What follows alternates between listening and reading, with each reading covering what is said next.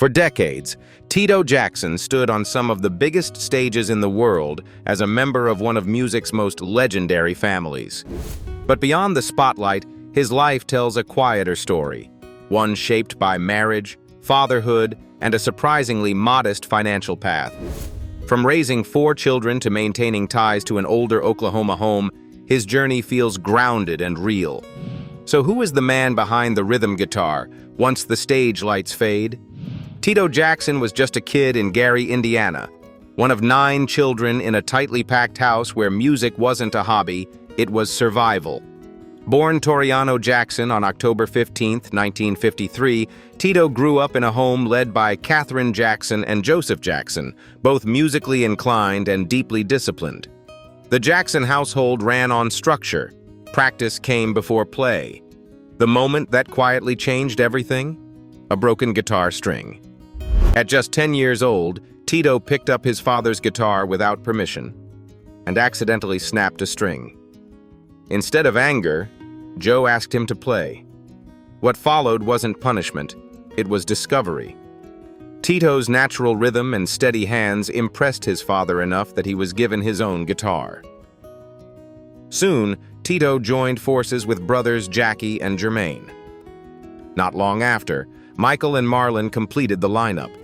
They started small: schools, supermarkets, local talent contests. Then came the Chitlin Circuit, the Regal Theater in Chicago, the Apollo in New York. By 1965, they were officially the Jackson 5. The real breakthrough arrived in 1969 when they signed with Motown Records.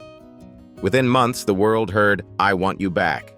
Then came a BC, "The Love You Save," and "I'll Be There." 4 consecutive #1 hits, 4 albums in 1 year. They outsold even the Supremes at their peak. Tito, often quieter than his younger brother Michael, became the steady guitarist anchoring the sound. But fame has seasons. By the mid-1970s, tensions over royalties led the group to leave Motown and sign with CBS Records. Rebranded as the Jacksons, they evolved, experimented, and stayed relevant. Television appearances expanded their reach. The music matured. And though the spotlight often centered on Michael, Tito remained constant, loyal to the band, loyal to the craft. In 1989, the remaining brothers released 2300 Jackson Street, marking the final studio album chapter of that era. Then, in 1997, the Jackson 5 were inducted into the Rock and Roll Hall of Fame, a formal recognition of what the world already knew. Their impact was permanent. But what makes Tito's journey unique is what came next. Rather than chasing pop trends, he leaned into blues, the roots of American soul. In 2003, he quietly began building a solo career in blues clubs, performing with guitarist Angelo Earl and reconnecting with the guitar that started it all. No pyrotechnics, no stadium theatrics, just strings and sincerity. His first major solo success arrived in 2016 with "Get It Baby," featuring Big Daddy Kane, part of his debut album Tito Time. The project showed another side of him: relaxed, confident, unhurried. In 2017, he released "When the Magic Happens," featuring Jocelyn Brown, proving that the magic never really left. Then came "Under Your Spell" in 2021, an album that climbed to #6 on the Billboard Blues chart. Collaborations with legends like Stevie Wonder, George Benson, and Joe Bonamassa gave the project depth and credibility. The single "Love One Another" carried a simple but powerful message: unity. Even into 2023 and early 2024, Tito continued touring with brothers Jackie and Marlon under the Jacksons banner.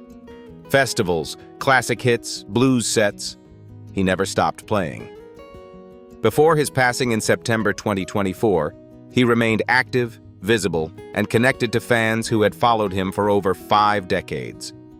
And after all those years in the spotlight, there was still one place that felt different from every stage he ever stood on: his old home in Oklahoma. In the summer of 2023, Tito Jackson chose Claremore, Oklahoma as his primary residence.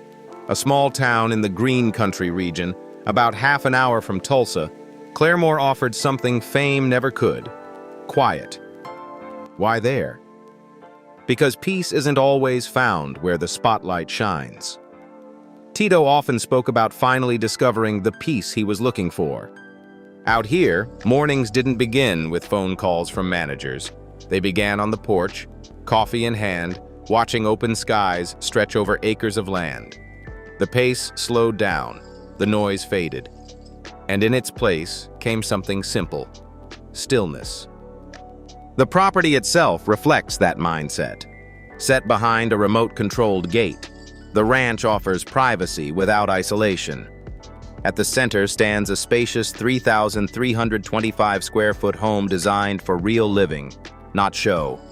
4 bedrooms, 3 bathrooms, generous storage spaces, practical shared areas. It feels functional and warm rather than extravagant. The layout is open, making it easy to host family or friends without feeling crowded. Walk through the home and you can imagine the rhythm. Sunlight spilling across wide living areas, rooms that feel lived in rather than staged. Outside, the lifestyle shifts even more. The estate includes its own pond, and for Tito, that detail mattered. Fishing became more than a hobby, it became therapy. In fact, it inspired creative ideas, including a planned reality concept titled Hooks, Lines, and Singers. In Oklahoma, he could fish anytime he wanted. No security detail, no time pressure, no photographers. For someone who had spent decades touring globally, this ranch offered self-sufficiency, space for horseback riding, gardening, even hunting. It wasn't about luxury, it was about freedom, a return to something grounded. And yet, as life often reminds us, chapters close. Tito eventually had to say goodbye to this peaceful farm, a place that represented a softer side of his story. Previously, in 2016, he purchased a home in Corona, California for $465,000, a property that remains part of his legacy and is expected to pass down to his sons. So here's the question that lingers. After a lifetime in one of the most successful music families in history, why did his lifestyle feel so modest, so grounded? And how does that reflect in his actual financial story? When people hear the last name Jackson, they often assume unimaginable wealth.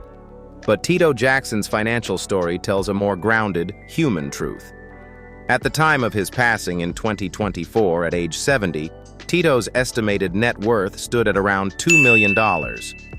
For a man who helped shape one of the most iconic music groups in history, that number may surprise some.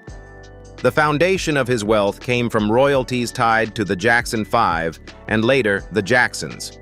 Songs like I Want You Back, A BC, and I'll Be There remain timeless. Streaming platforms, licensing deals, radio airplay, and the group's vast catalog continued to generate passive income decades after their release. However, early Motown contracts reportedly offered royalty rates as low as 2.8%, meaning the financial rewards did not initially match the global success. It wasn't until the move to Epic Records that terms improved. Touring also played a key role.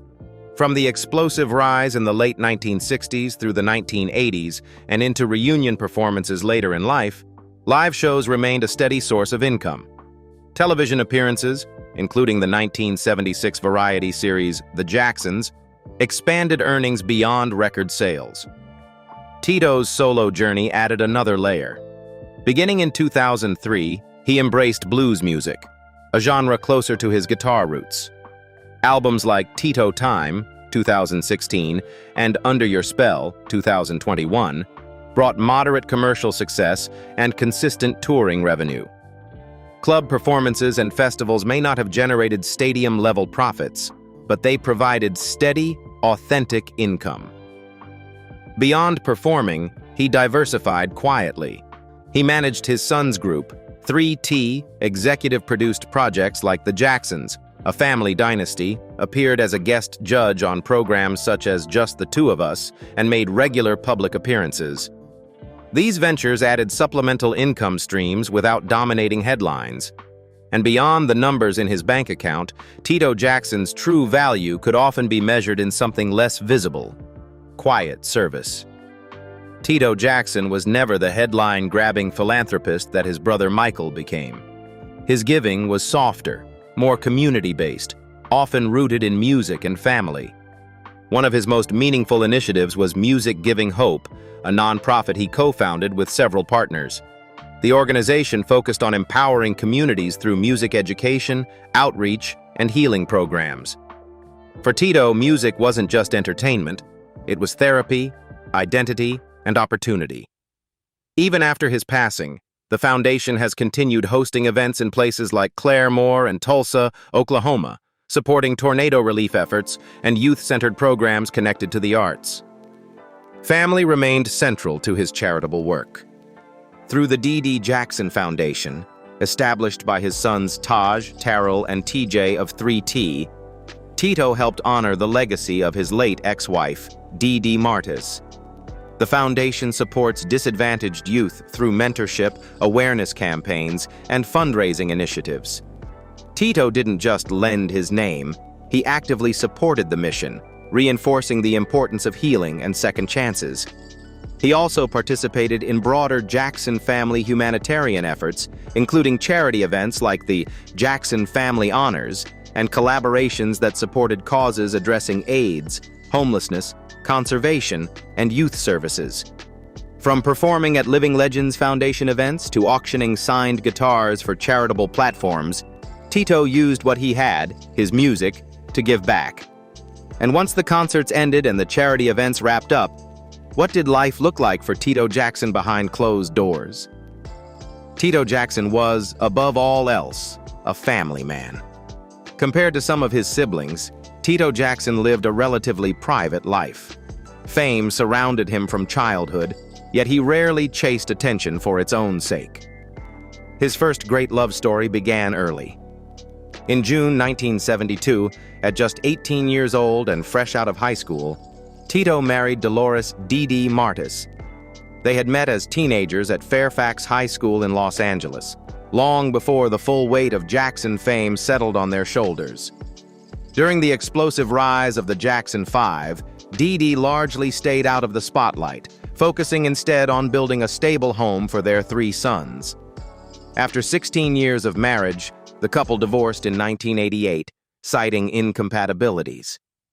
Then came tragedy. In August 1994, Dee died at just 39 years old. What was first believed to be an accidental drowning turned into a criminal investigation. Her boyfriend at the time, Don Bohanna, was later convicted of murder in 1998. For Tito and his sons, it was one of the most painful chapters of their lives. They fought quietly but firmly for justice, carrying that loss with strength and unity.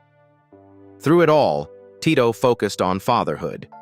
His sons, Taj, Terrell, and TJ, formed the R&B group 3T in the 1990s. Tito mentored them, managed their careers, and executive-produced projects including their debut album, Fatherhood. In interviews, the brothers often spoke about their father's presence, how, despite global tours and decades in music, he made sure they felt supported and seen. Later in life, in 2020, Tito quietly remarried. His union with Mizuki Matsui marked a softer, more private chapter. There were no massive headlines, just companionship during his blues-era years, when he seemed most at peace. Then, in September 2024, came news that stunned fans worldwide. Tito Jackson passed away on September 15, 2024, at age 70, after suffering a fatal heart attack while traveling from New Mexico toward Oklahoma. He reportedly felt unwell during the drive near Gallup, New Mexico. Emergency services responded, and he was transported to a local hospital where he was pronounced dead.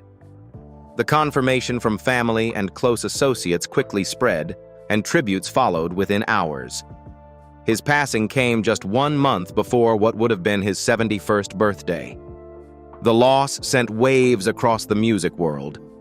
On November 4th, 2024, a memorial service was held at Forest Lawn Memorial Park in Glendale, California, the same cemetery where his brother Michael Jackson and his father Joseph Jackson are laid to rest. Family members gathered in both public and private ceremonies, honoring him not just as a Jackson, but as Tito.